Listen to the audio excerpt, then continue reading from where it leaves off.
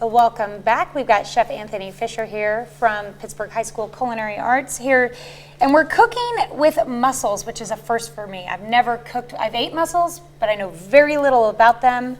And how do you know if how do you get a good mussel? Well, good mussels, if you bring them in fresh, they need to be closed and sealed. But you need to make sure and clean the shells, let them soak in a little bit of salt water that gets any grime, dirt, and all the nastiness out of them. Okay. Same thing with oysters. Just be very gentle with them. If you bring them in fresh, they need to arrive within 24 hours. Okay. And then you need to store them where they're draining with a little rack underneath them in a pan so they'll catch all their liquids from them. But you need to store them up out of the liquid, generally with some ice. Okay. To help keep them cool. So they're real easy to use once you do it.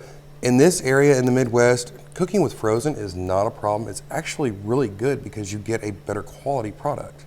Just when you open the bag, take out the ones that are open and get rid of those and go just with the ones that are closed. That's what you were telling me, that I think in a previous segment, that the best products are the ones that are, the best crops are the ones they pick first and freeze. Exactly. That's exactly how it works, because you get a much purer, much cleaner, much nicer, beautiful product. And same thing with fish. There was an old adage that was said by one of the gentlemen that I look up to. He said, don't eat fish on Sunday and Monday. Don't go to the restaurant and order fish on Sunday and Monday. That's when the chef gets rid of the junk. But that's not necessarily true.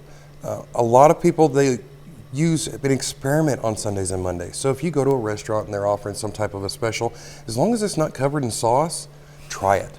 Because that's when they experiment, because they have fewer people, they can try something new, and they're not wasting a whole bunch of product. So it's a great opportunity to do it. Now we have everything coming together in here. As you can see, our mussels are starting to open up. We're going to give it a little toss. Now the mussels today were provided by Simon Market. Correct, and they're beautiful mussels. I made this yesterday, with the exception of the wine. I used chicken stock instead of wine when I practiced at school. So, but the students loved it, absolutely loved it. And I forgot, yesterday was Ash Wednesday, and so many of my students are Catholic and they fast. Mm-hmm. So I had some very upset students. But that's okay. They wouldn't even have this, yeah. Well, that's I all used right. chicken. My son came home and he told me he had chicken pizza, so it's like, really? I'm sure there were other options. Well, we got some of the fresh parsley from this morning. I pulled off the greens. We're going to give it a little chop down so that we can use it for a garnish on top. We want that beautiful green color. Okay. I didn't even realize it, but when I practice, of course, schools being alcohol-free zones, I use chicken stock because you can't really tell the difference. If you're like, I don't want to use alcohol, you can use chicken stock. But it's that smell, and that changes your palate. It does. There's a big difference, I think. There's a huge difference, but not everybody likes alcohol. So you kind of have to tailor it around where your needs are. My mom doesn't drink, but she would eat this if I made this with chicken stock for her. Okay. So she loves it. Now I'm going to turn my heat off. As you can see, the steam's coming up. I'm going to pull the lid off right here for you. You can see all that beautiful goodness. Ooh. And that smell is just so wonderful and fabulous. Michael is sitting over there in the weather center. His mouth is watering. Well, and also too, I'm listening to Chef Anthony talk about the restaurants and the specials, and I find this fascinating. These are things that I don't think about, and I love it. This is a great way to go. Now I'm just going to take this, and I have a deep plate here, yes, so I can get away with this. Gather your juices that way. I'm going to gather my juices, and I'm going to pull out pasta into my plate. How many servings would you say this is? This is 2. This is perfect for an intimate dinner. Ooh. Or an intimate dinner where you serve off the same plate, or sharing a plate and dining together. Oh, how romantic.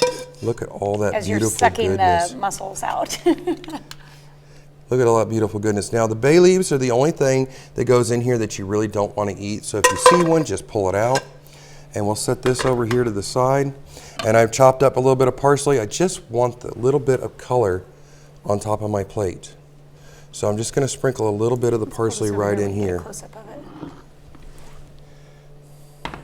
Is that not just an absolutely gorgeous plate? That is yummy. Okay, so we have enough time. I want to, what's the appropriate, okay, Michael's coming over. He's going to join us. I want to see it. What's the right way to eat a mussel? There's 2 ways. One, you can take it right out of the shell and just use your fork and pull it out, like so. And the other way is just to suck it out like an oyster. Oh my goodness. Isn't that great? As they open up, they suck in all that from the vacuum inside. They suck in all that flavor and the juices. And There's a lot of spice in this too. yeah. And it kind of dances on the back of the tongue. So it's kind of like a tap dancer in your mouth. That's amazing. An interesting way to describe it. So Mussels pasta, just like a tap dancer in your mouth. that's a unique way to put it. Okay, like, I don't know. I think this is kind of a cheat to serve on Friday because you're supposed to be fasting and not like indulging, and this is a huge indulgence for me. Well, This is a rarity that you don't get very often. exactly. so. But having the fish and learning to do fish, and that's why over the course of Lent, we're going to focus a lot more on fish.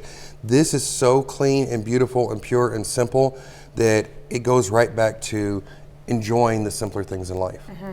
Oh, that is amazing. Thank you so much for showing us how to make this. Again, you can find this recipe and watch this segment on our website later this morning at KOAMnewsnow.com.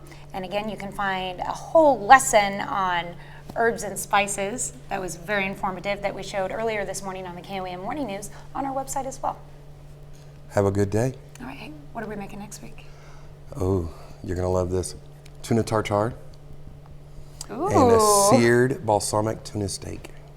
We're cooking with tuna. Looking forward to that. We'll be right back.